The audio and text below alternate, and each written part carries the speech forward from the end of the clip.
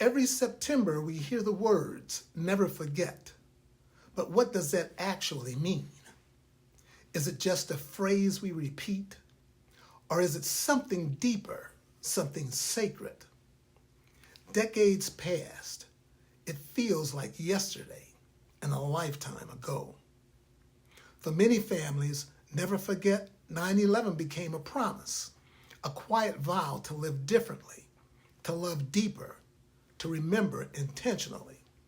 This isn't just our final episode. This is the heart of our Never Forget series. Today, we're not just remembering the past, we're exploring how that promise continues to shape our present and define our future. In homes across the country, that promise took many forms. Some pledged to serve. Others committed to telling the story. One family gathers each September around a photo album, retelling the same stories, not to relive the pain, but to honor the love. What promise did your family make after 9/11, spoken or unspoken? Not every hero wore a uniform. In one neighborhood, a woman opened her home to exhausted firefighters, offering food, warmth, and a quiet place to cry. Elsewhere, a retired teacher turned her living room into a daycare for first responder families. A diner owner fed rescue workers for free, day after day, without asking for recognition. These were the unseen architects of healing, ordinary people who responded with extraordinary compassion. For some, remembrance became a ritual. A daughter visits her father's old fire station each year, bringing cookies and stories for the new recruits.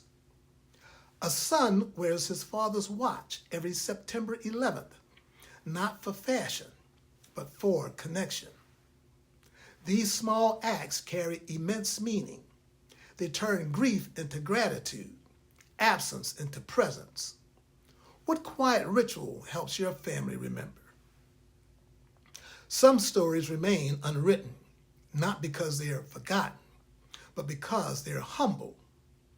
A janitor near Ground Zero stayed behind, offering water and torn sheets as bandages.